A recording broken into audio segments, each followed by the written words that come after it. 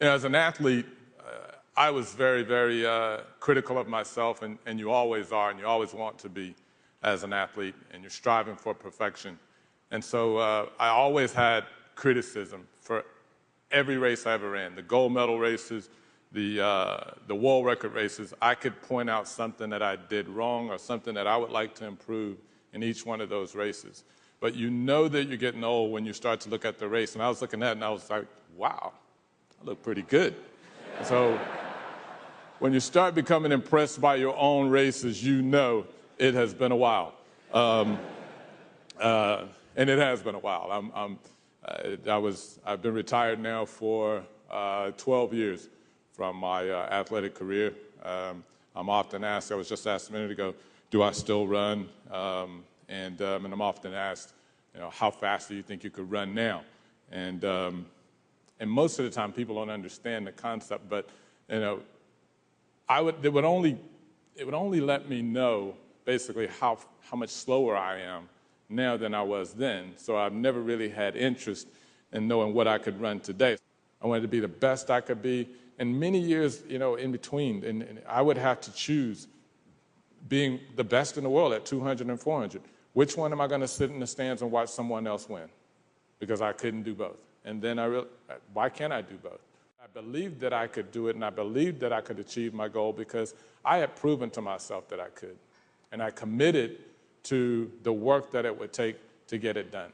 And so we developed a long-term strategy with a long-term goal to make history at the Olympics in '96 in Atlanta on home games and take that opportunity. Many people said I was crazy to even think about doing that because I had never won a single gold medal at an individual event yet. And now I'm talking about putting myself at a disadvantage against all of the people that I'm going to be competing against and running 4 rounds of 400 and then coming back with 4 rounds of 200. It was bold and audacious, but I always believed that it was possible and anything less was selling myself short. I was a part of world record relays and Olympic gold medal relays, and we all knew what our role was, but at the same time, you can't just do your job and just focus on your role. You have to help your teammates with their role.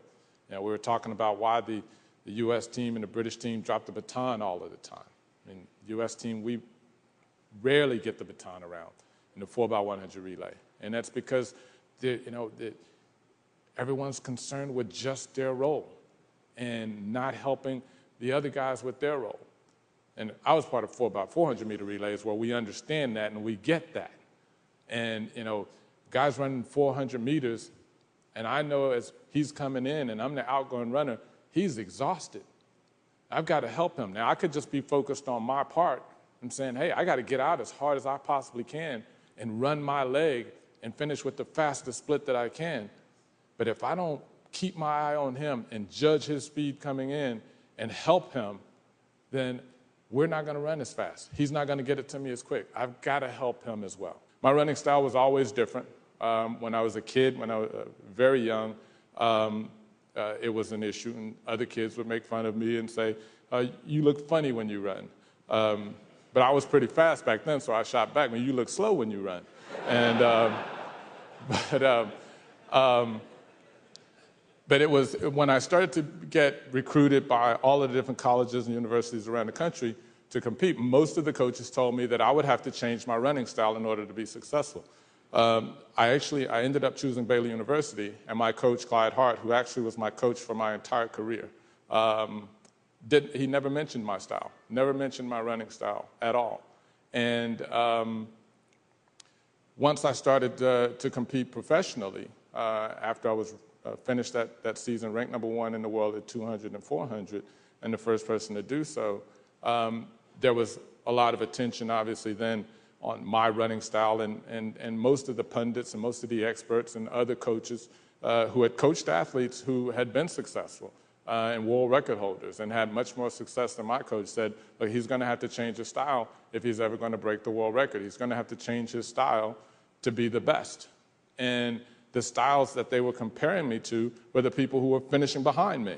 And so my coach and I, we always believed that we were right. We always believed in what we were doing. We felt and our approach then, as it is our approach now in the business I'm in and working with athletes, if an athlete isn't doing something that is inhibiting him or preventing him from running efficiently, just because it's different doesn't mean it's not right. I started a company 5 years ago, Michael Johnson Performance, and we work with athletes across all sports, from 12 years old to professional athletes in different clubs, Manchester United, Arsenal, trying to cover both sides just in case. Chinese Olympic Federation and U.S. Olympic athletes as well. We work with a lot of different athletes, and what we find quite often is that athletes in that type of situation will develop their own type of training program that avoids doing the difficult things, or the things that they're not very good at, or the things that they don't really want to do. And they will call it doing it their own way. And they will cite people like Usain Bolt, who, oh, Usain Bolt doesn't do this, or he does it this way, and he's unconventional, so, and he's successful. They will even cite me as example. You ran differently from everyone else because my running style was different. And that may be true, but it's not about finding your own way and avoiding the things that you don't like to do. It's a balance between doing the things that you don't want to do and understanding those things, but also understanding that, yeah, there is room for you to do it your own way, but what most of these athletes are coming to us with is an avoidance of the things that they don't want to do and calling it doing it their own way. I call it a shortcut. And that's really what it is at the end of the day. And it's become more prevalent in modern day athletes than it was even when I was competing. All of my competition, all of a sudden, when I'm not at my best, they just raise their game. And so it was another challenge at the end of my career. How am I going to approach this race? You know, what's the reality of this situation?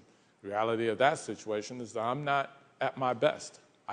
So I had to change my race strategy, knowing that I'm not at my best. I can't run the same type of race, but I was able to I was ultimately successful. I won it, not with the fastest time, it was probably the slowest time I'd ever won any of my championships with, but I was still able to win because I was able to take all of the lessons that I had learned before being in these types of situations, you know, where the margin for error is down to zero. I need to be focused a lot higher.